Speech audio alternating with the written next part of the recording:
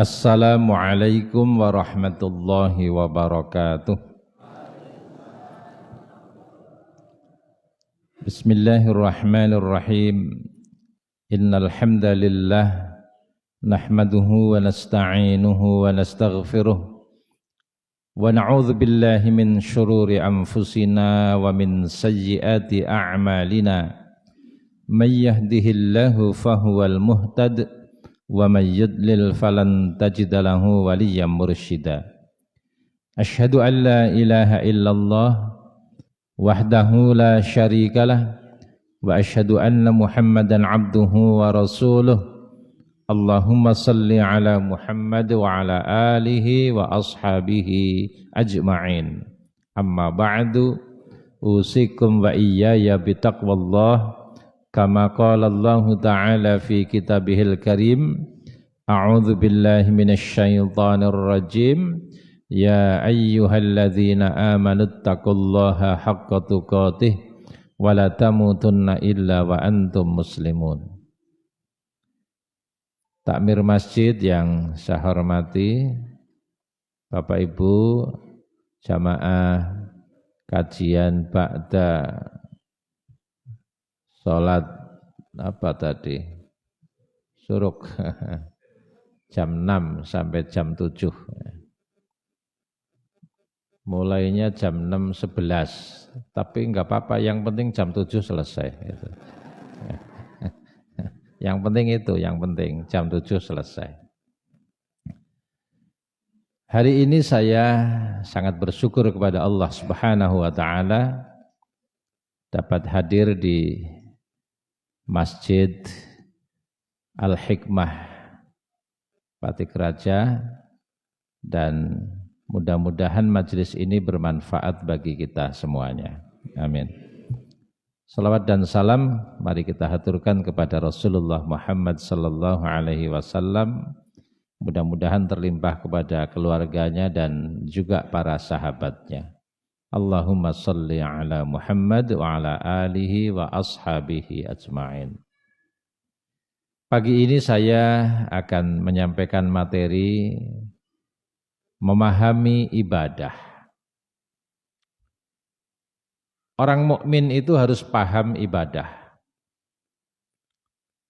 Tidak cuma ibadah, tapi juga yang lain. Akidah juga harus paham supaya dalam keyakinan kita tidak ada syirik. Akidah yang tidak dipahami akan melahirkan syirik, tahayyul, khurafat. Ibadah yang tidak dipahami kadang-kadang juga melahirkan bid'ah. Amalan-amalan yang tidak diajarkan oleh Rasulullah sallallahu alaihi wasallam dan dibuat oleh manusia. Muamalah yang tidak dipahami juga akan banyak merugikan manusia. Intinya adalah kita beribadah kepada Allah seperti tadi diberi pengantar oleh Pak Bambang. Bagaimana ibadah kita itu menjadi ibadah yang diterima oleh Allah Subhanahu wa taala. Urusan diterima atau ditolak urusan Allah.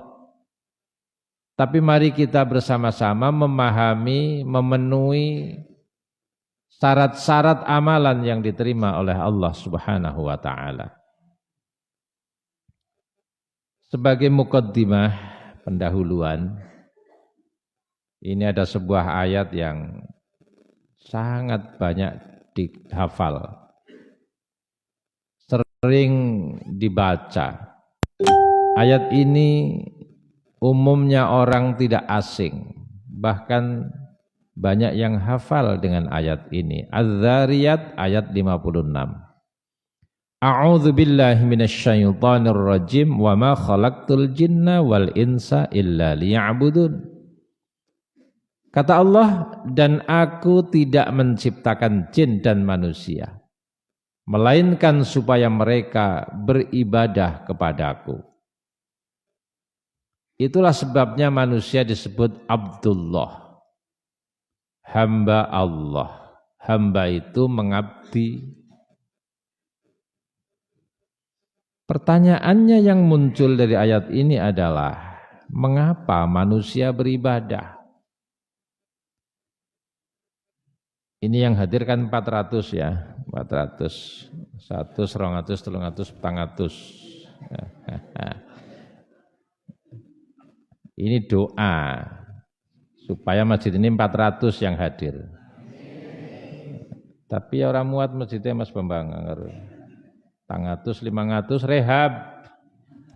Ramuat masjidnya. Saya pernah membuat jurus ampuh memenuhi masjid dulu ya. Surat 8 ayat 65 dan 66. Masih ingat kan? Ya ayyuhan nabi harridil mu'minina 'alal qital. Iyyakum minkum 'ishruna sabiruna yaghlibu mi'atain wa iyyakum minkum mi'atun yaghlibu alfan. Satu orang bertugas mencari kawan baru untuk ke masjid 10. 10.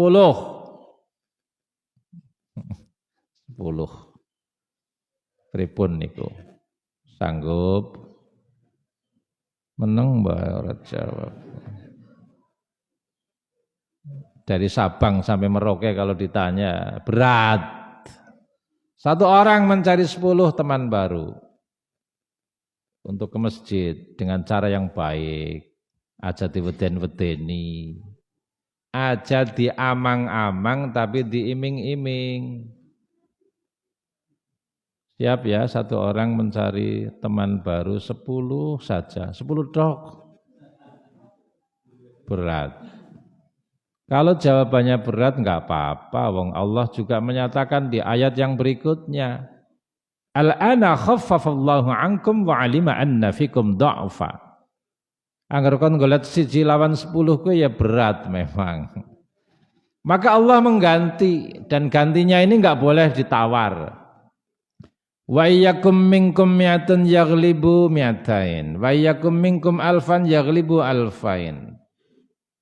Carilah 2. 2. Siarep ngenyang wis langka ayate, loro tok. Nek ora kuat 10 ya loro. Ki jajal sing teka ki kan 200. 150. 150 ora percaya datung wis. 150 anggar masing-masing kondur mulai gerilya. Oh gerilya. Sing urung mangkat ke goleti loro kabeh. 150 kali loro kabeh. 300. 300 sing anyar, sing lawas 150. Mbok 450 penuh masjidnya itu. Iya. Ya. Pertanyaannya jajal kapan gue? Jajal kapan?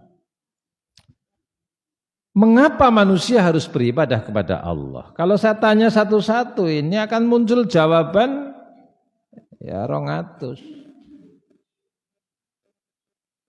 Tapi tidak saya tanya karena ini bukan kuliah. Kalau kuliah saya tanya ujian itu. Tapi kan ini bukan ujian. Ada ustadz itu kalau mulang ngaji itu ada cungi siji. Coba baca surat sekian. Oh, jamaah bubar.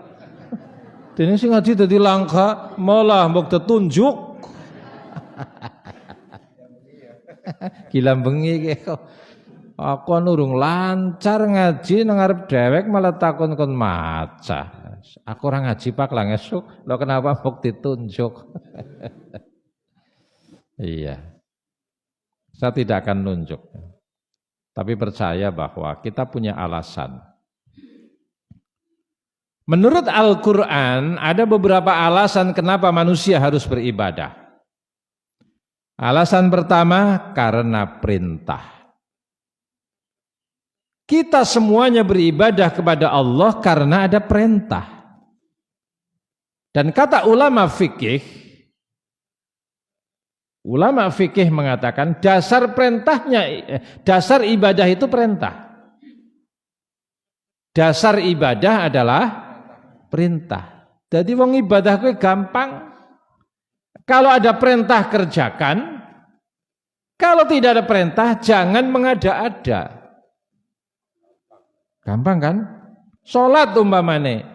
Kalau ada perintah kerjakan, kalau tidak ada perintah jangan mengada-ada.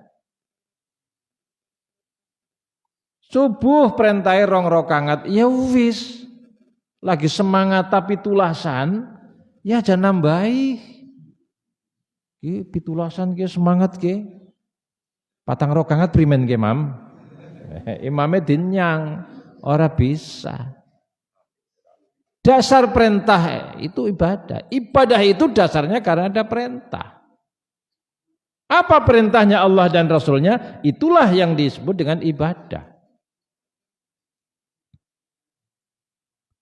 Maka dalam ibadah khusus, ibadah mahdhah, salat, puasa, zakat, haji, umroh, ndonga, zikir, itu dasarnya perintah. Kalau ada perintahnya kerjakan, kalau tidak ada perintahnya aja gawe-gawe dewek. Itu. Penaklah urusan ibadah itu. Jadi kita beribadah kepada Allah karena perintah. Tapi beribadah kepada Allah karena perintah belum cukup. Apa maning nganggar golek memenuhi perintah anu ora pinter. Wah ini repot. Udan gede, angine gede, akeh godhong garing pada tiba, jenenge apa godhong garing jajal? Bocah siki ora ngerti, kleang, runtah. Bocah siki ngertine sampah. Makan, minum. Orang ngerti kromo inggil. Nah, kromo inggile jane anu jarang pelajarannya sih apa ya? Kula pun kondur kok Pak. Iya. Mangke kula tekdarin sekedap nggih. Kita beribadah kepada Allah karena perintah, tapi beribadah karena perintah itu benar tapi belum cukup. Dan gede, terase kotor, debu, kleange mabur-mabur, angine gede. Bareng rampung, dawuh maring putrane, Mas, kae terase dipel. Wah, langsung bocah soleh, njot sapu terus sapu, bersih, pel. Rampung. Mas, dening latare ora bersih. Loh, perintahnya kan teras. Ini namanya melaksanakan perintah tapi tidak cerdas. Bocah soleh tapi cerdas. Teras itu bersih, latare disapu. Nah, ini cerdas namanya. Ada alasan lain kenapa manusia beribadah kepada Allah. Kita beribadah kepada Allah, alasan yang kedua karena ingin pahala. Pengen ganjaran. Beribadah kepada Allah karena ingin pahala itu benar. Karena Allah sudah janji dalam banyak ayat, siapa yang beramal soleh beribadah kepadanya, taat, Allah akan balas dengan pahala. Man 'amila shalihan min dzakarin aw untha wa huwa mu'min. Surat An-Nahl ayat 97. Barang siapa yang mengerjakan amal soleh laki-laki maupun perempuan dalam keadaan beriman. Jadi laki-laki atau perempuan tapi yang beriman. Sedekah, infak. Laki-laki atau perempuan beriman. Walaupun bantuannya, infaknya segunung, tapi tidak beriman, itu hanya sampai kepada manusia. Tidak sampai kepada Allah. Man 'amila shalihan min dzakarin aw untha wa huwa mu'min, barang siapa yang beramal soleh laki-laki maupun perempuan dalam keadaan beriman, falanuhyiyannahu hayatan thayyibah. Allah akan balas dia dengan kehidupan yang lebih baik.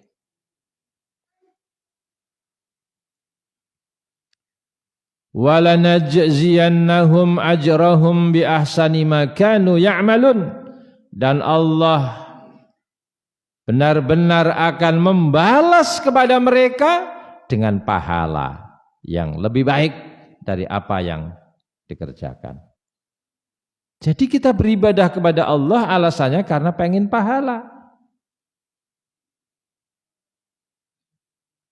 Allah sediakan pahala kepada siapapun yang beramal soleh. Raq'atani qablal fajr khairun minad dunya wa ma fiha. Sunnah 2 rakaat sebelum fajar. Fajar niku subuh. 2 rakaat sunnah sebelum subuh itu lebih baik, khairun minad dunya wa ma fiha, daripada dunia seisinya. Tapi kan ora saben wong teyeng. Wis jawab dawek mbok. Ya. Keri krungu komat nembe mangkat sebab kerainan. Ora keduman kowe, 2 rakaat sing luwih apik daripada dunia seisinya. Kowe nembe sunahe. Apa maning wajibe 2 rakaat subuh. Wah. Jadi 2 rakaat sebelum subuh itu lebih baik dari rumah panjenengan. Umai hanyar, umai direhab. Keramike wis bosen ganti granit, granite wis bosen ganti marmer, marmere bosen bedah kabeh ganti lemah. Wis. Plafone wis bebah nganggo Ethernet, Ethernet siapa kuno. Ganti sing meling-meling, ana lengane meling-meling, ya. Itu masih kalah hebat dengan 2 rakaat. 2 rakaat sebelum subuh kata Nabi lebih baik daripada mobil panjenengan. Angger nyong ora perlu banding mobilku, wong nyong ora duwe mobil. Kayak mobilnya PWM, rampung ya balik kena. Ini mobilnya PDM, rampung ya balik kena. Siki ganti mobil PWM, 5 tahun maning ya rampung. 2 rakaat itu lebih baik daripada kiye seneng astane ibu-ibu. Apa kowe? Karet. Mase panjenengan itu kalah hebat dengan 2 rakaat.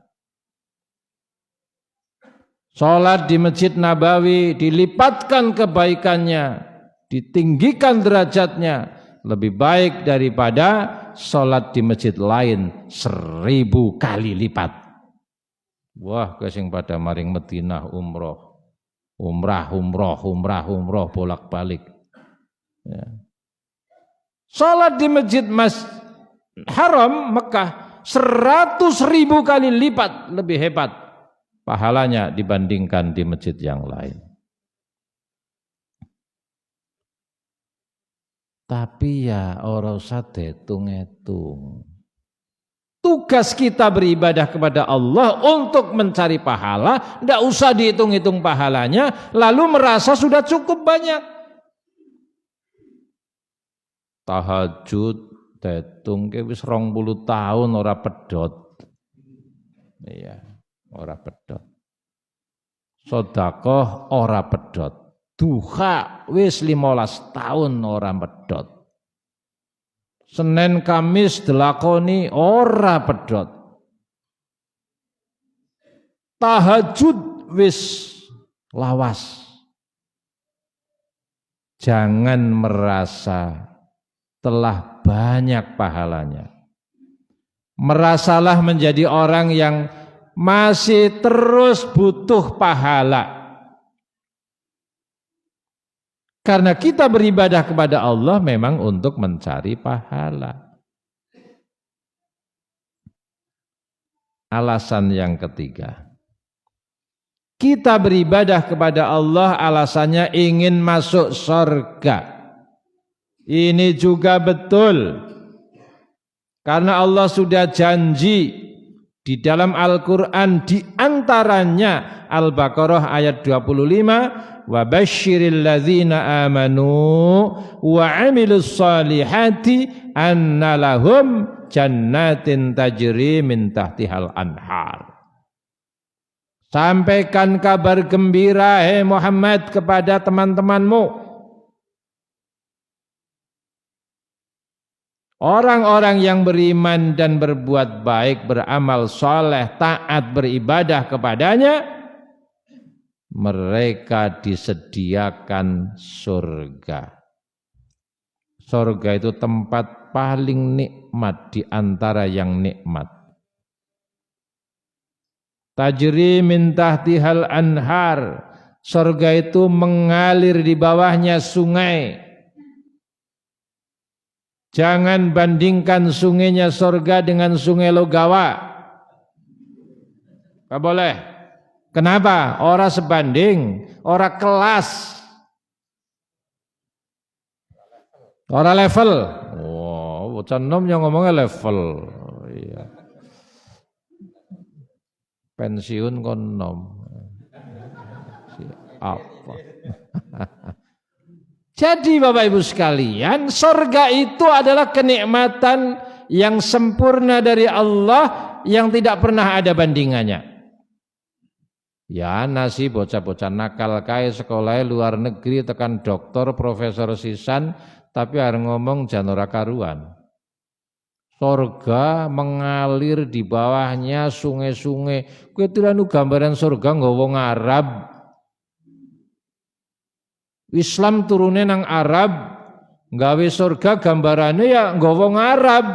Arab langka kali, ya surgane digambar ngisore mengalir sungai. Ya ngerana wong ngomong kayak gini berarti sahadate wis oreg. Sahadate mulai kacau. Sungai di surga itu bukan dibandingkan karena tidak kelas, ora level. Sungainya surga itu adalah sungai yang begitu sempurna keindahannya. Jadi kita beribadah kepada Allah karena ingin masuk surga, itu juga benar. Ada alasan yang keempat. Angger pengen surga berarti sing nomor papat ya ora kepengin neraka. Kita beribadah kepada Allah karena takut masuk neraka. Karena Allah menyatakan walladzina kafaru wa kadzdzabu biayatina ulaika ashabun nar khalidina fiha wa bi'sal masir. Yang tidak beribadah kepada Allah, tidak taat, kafir, mendustakan ayat Allah. Ya termasuk sing pada ngomong surga gambarane anak kaline sebab ngomong Arab ke mendustakan ayat Allah.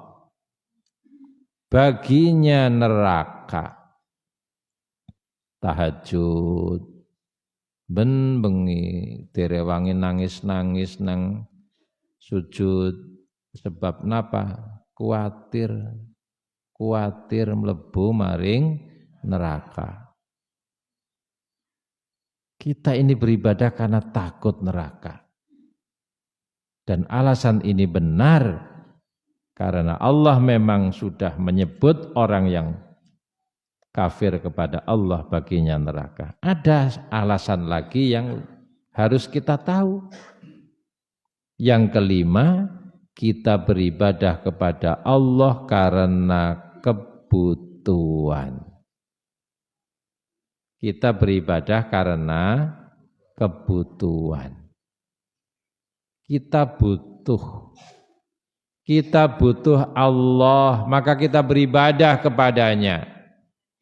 Kita butuh kasih sayang Allah, maka kita beribadah kepadanya.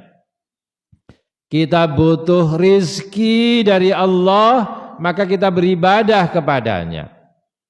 Kita butuh ketenangan hati dari Allah, maka kita beribadah kepadanya. Kita beribadah kepada Allah karena kita butuh pertolongannya. Kita butuh petunjuknya. Kitalah yang butuh Allah, bukan Allah yang butuh kita. Ya ayyuhan nas, antumul fuqara'u ilallah. Wahai manusia, kamulah yang sangat membutuhkan Allah, bukan Allah yang butuh kamu. Sampai-sampai Nabi Musa alaihi salam, Nabi Musa itu diutus ngadepi Bani Israel. Bani Israel itu adalah kaum yang sulit didakwahi para nabi. Buktinya Nabi sendiri yang diutus ke Bani Israel merasakan beratnya. Nabi Musa menyatakan beratnya. Nabi Isa menyatakan beratnya ngadepi Bani Israel. Wa qala Musa, dan Musa berkata, in takfuru antum wa man fil ardi jami'a, jika kamu kafir atau semua manusia di bumi semua kafir tidak beribadah kepada Allah, fa innallaha la ghaniyyun hamid, maka kekafiranmu itu tidak akan mengurangi kemuliaan Allah. Allah tetap mulia. Jika orang sekabupaten Banyumas semuanya tidak beribadah kepada Allah, Allah tetap mulia. Karena manusia sesungguhnya yang butuh Allah, bukan Allah yang butuh manusia. Allah itu sangat-sangat demokratis, menyumanggakakan kepada manusia untuk memilih, mau jadi iman silahkan, mau jadi kafir juga silahkan. Allah enggak maksa. Wa qulil haqqu mir rabbikum, katakanlah al-haq, kebenaran itu dari Rabb kamu. Faman syaa falyu'min wa man syaa falyakfur. Jika ingin beriman silahkan, jika ingin kafir silahkan, jika ingin taat silahkan, jika ingin tidak taat monggo. Allah enggak maksa. La ikraha fiddin. Tidak ada paksaan. Tidak ada paksaan dalam berislam.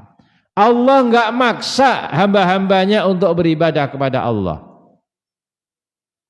Tapi manusia beribadah kepada Allah adalah pilihan. Dipersilahkan milih. Prasmanan lah, oke lah. Arep milih kafir oleh, arep milih taat oleh. Allah enggak maksa, karena sesungguhnya yang butuh Allah itu manusia. Maka beribadah kepada Allah hendaknya karena kebutuhan.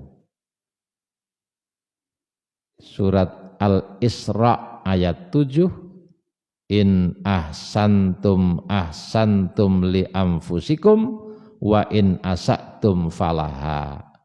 Jika kamu berbuat baik, kebaikanmu akan kembali kepada dirimu, tidak kembali kepada Allah. Allah enggak butuh, karena kebaikan yang kamu lakukan itu hakikatnya akan kembali kepadamu. Dan jika kamu berbuat tidak baik, jahat, sesungguhnya kejahatanmu juga akan kembali kepada dirimu sendiri. Kita taat, ketaatan kita akan kembali kepada kita. Kalau kita tidak taat kepada Allah, ketidaktaatannya juga akan kembali kepada diri kita. Maka manusia yang membutuhkan Allah, bukan Allah yang membutuhkan manusia. Mari kita beribadah karena kita butuh. Jenenge wong butuh. Kowe beda karo wong sing ora butuh. Ana wong tabungane pirang-pirang sing nang dompet kandel, nang ngisor bantal melarah-melarah. Duwite akeh. Utang ora duwe. Priwe kowe? Duwite akeh, ora duwe utang. Sehat, ayem. Terus ditawani jalan sehat 17. Nggih, melu jalan sehat yu Mas. Pirang kilo? 20 kilo. Aduh temen. Tapi sing ngangkat kowe oleh transport 150.000. Lah ora lah, aku ora butuh. Oh, 150.000 kok 20 kilo. Boh. Ngomah wis akeh duit kok. Enggak butuh, itu beda. Berbeda dengan orang yang sudah 4 bulan nganggur. PHK, sangune kang perusahaan entong. Dening 4 bulan entong, ya entong nyaur utang. Nggo mangan, ora ngode. Entong duwite. 4 bulan nganggur, ora duwe duit, mangan bae rekasa banget. Ngawan bengi pusing, ketemu kanca ditawani. Mas, aku krungu rika PHK. Iya ki. 4 bulan. Melasi temen. Kerja karo aku gelem sebulan 5 juta lah. Bener Mas, bener aku butuh banget ki. Aku pas buat butuh sing skile kayak Rika ki. Oke, ngesuk ketemu aku ya nang omah jam 8. Karena butuh. Kowe mangkate gasik banget. Tangi gasik, semangat, mangkat. Burung jam 8 wis gutul. Gasik temen Mas, iya ki butuh kok. Wis diadzani ya ora mangkat-mangkat. Ora butuh. Ora butuh. Kowe ya tetep beda karo wong butuh. Urung adzan bae wis mangkat. Kepengin 2 rakaat sedurunge subuh. Tekan latar azan, alhamdulillah. Ki menangi ki 2 rakaat sedurunge subuh. Ini karena butuh. Kalau tidak butuh itu ya tetap ora butuh. Jenenge wong ora butuh. Ya. Kadang teka, kadang ora. Priye sih laung ora pati butuh aku jane. Itu. Maka beribadah kepada Allah kalau sudah sampai tingkatan butuh, tingkatan pertama sebab anak kongkonane, anak perintah. Tingkatan di atasnya karena ingin pahala. Tingkatan di atasnya lagi karena pengen surga. Tingkatan di atasnya lagi karena takut masuk neraka. Tingkatan di atasnya lagi yang paling tinggi kita beribadah karena kebutuhan. Kalau kita beribadah kepada Allah karena butuh, maka ibadahnya akan istiqomah, mangler, langgeng, terus menerus. Ana wong kok saben dina selalu rajin dengan sholatnya. Sesibuk apapun di tempat kerja tetap wayah sholat, minggir aku tak sholat. Kok bisa begitu ya? Karena dia tingkatannya sudah tingkat 5, tingkat kebutuhan. Sing kadang mangkat kadang ora kowe nembe tingkat siji. Lah, nah perintah ya mangkat kober ora ya itu. Itu. Jadi tingkatan beribadah kepada Allah karena kebutuhan membuat ibadah kita sebaik-baiknya. Salatnya khusyuk.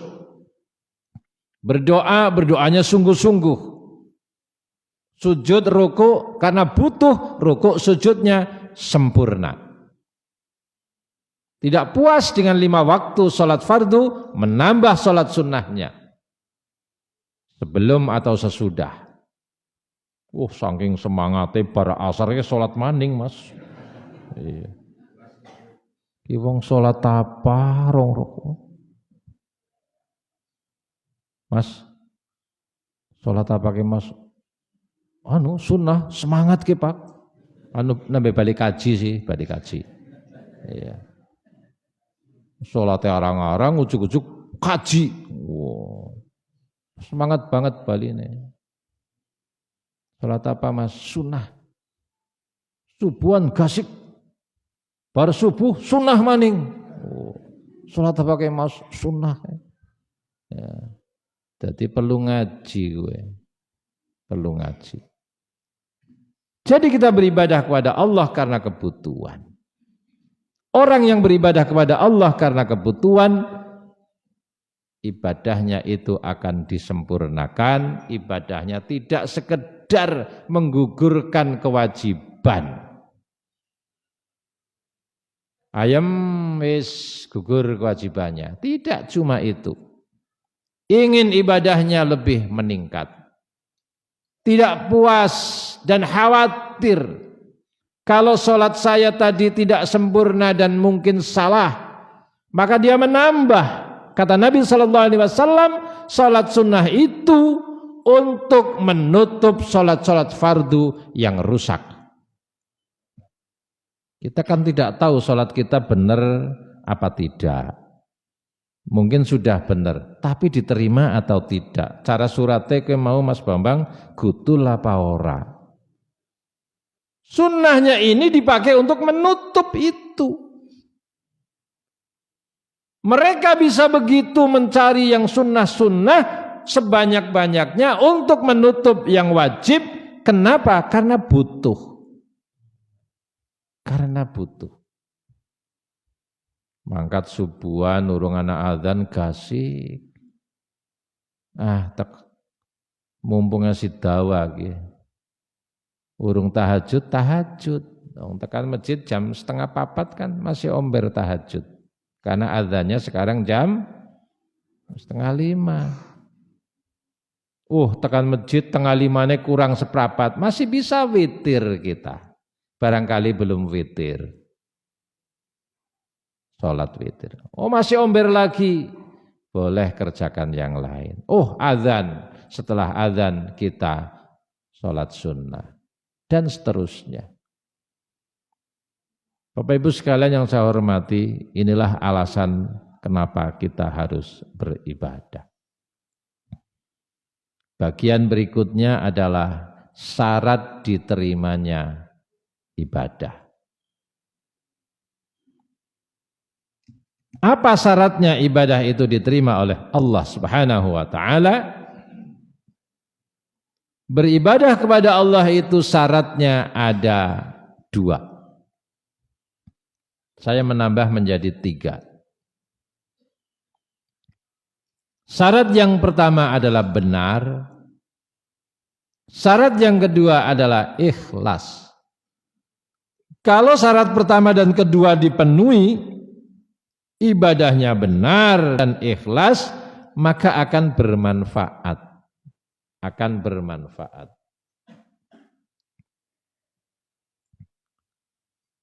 Bapak Ibu sekalian, insya Allah ini saya jelaskan di kesempatan yang lain. Materinya sudah saya kirim ke Pak Bambang sebelum diminta. Sudah saya kirim dulu. Daripada ngobali tetagih. Materi ini pakai penuh. Ki urung tetakoni kirim disit. Ya, nanti dibagi ke jamaah. Masih ada waktu 10 menit, ada pertanyaan. Pertanyaan itu jawabannya 2. Angger bisa dijawab, tak jawab. Angger ora bisa, ya ngesuk maning. Aja maksa dijawab. Bagaimana cara mengatasi malas untuk beribadah? Dengan alasan bolak-balik kentut. Sudah wudu kentut lagi. Sholat 1 rakaat kentut lagi. Ki berarti masalah loro ki, malas karo ngentut. Ya. Kalau cuma kentut gampang itu wudu lagi. Kentut maning sumpelis. Ya. Jadi kalau perkaranya kentut batal wudu lagi sudah. Rebek teman disyukuri sing ora tayang ngentut kayak pada mlebu rumah sakit.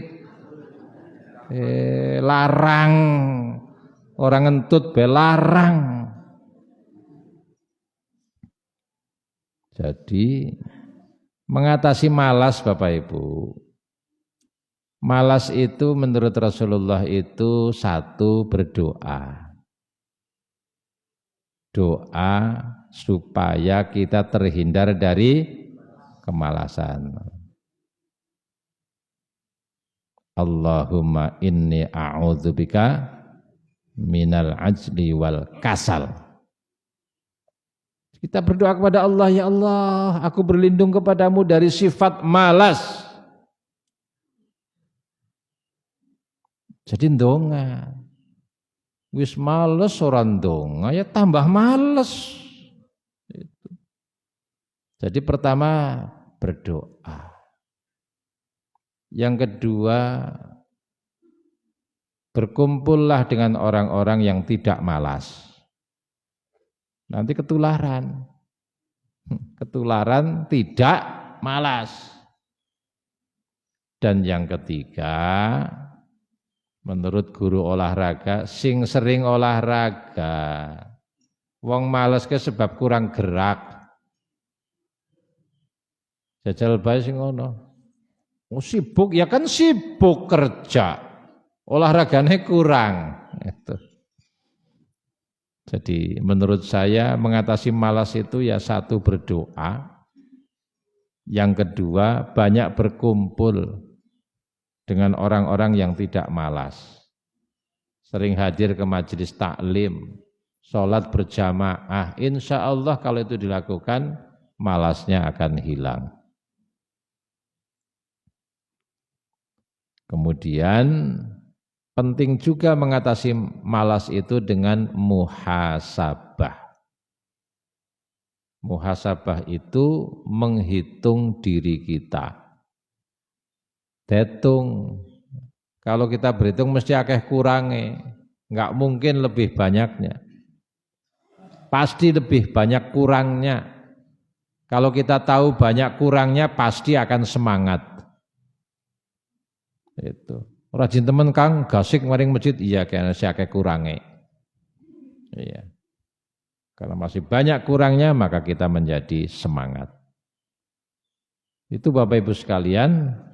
Ini yang nulis pertanyaan, jawaban saya begitu. Kalau masalah kentut itu karena batalnya karena sering kentut, enggak apa-apa.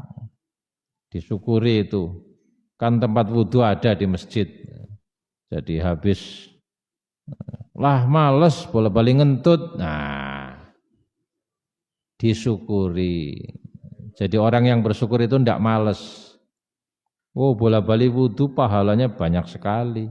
Sebenarnya wudhu itu kalau kita mau benar, sebenarnya wudhu itu bukan hanya ketika mau sholat saja.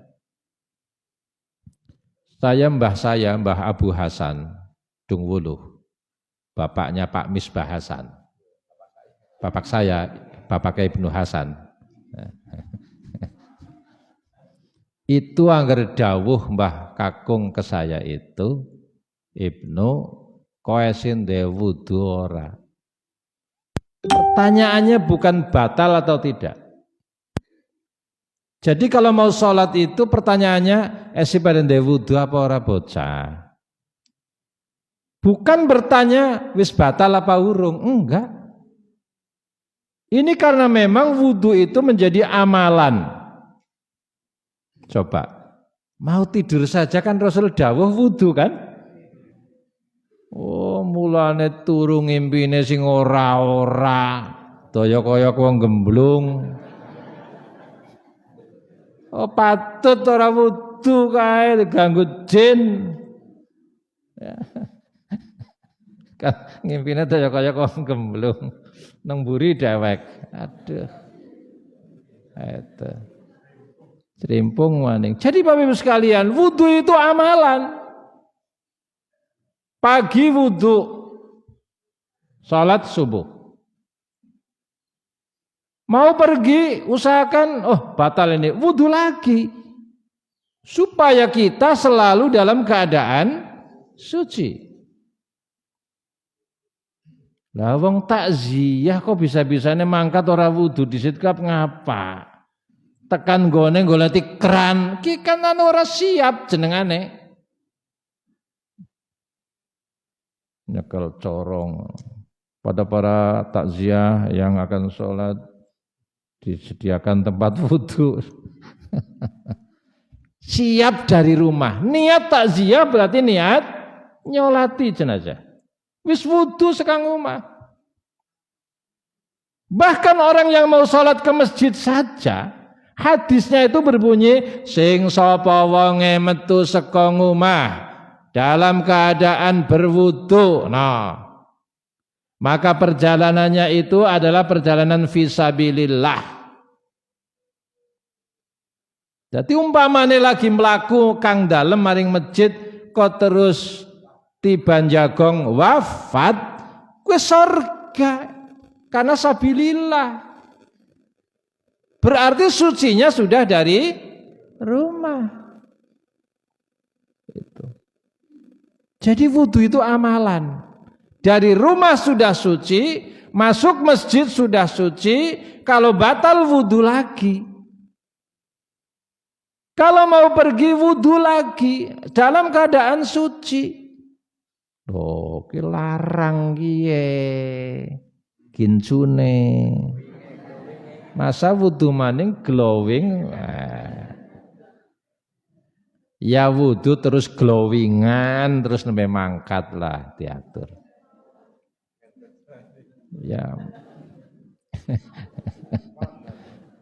Jadi begitu ya. Wudu itu amalan. Mau tidur saja diperintahkan oleh Rasulullah berwudu. Dan bacalah ayat-ayat Al-Quran sebelum tidur. Malah ngarep TV, ndeleng film, ngosi turu, filmnya ndeleng sing turu. Ayo kita biasakan wudu dulu dimanapun dan kapanpun sehingga ketika kita batal teringat wudu lagi. Bisa saja kita sholat masih dalam keadaan suci tidak perlu wudu lagi. Begitu. Oke, siap.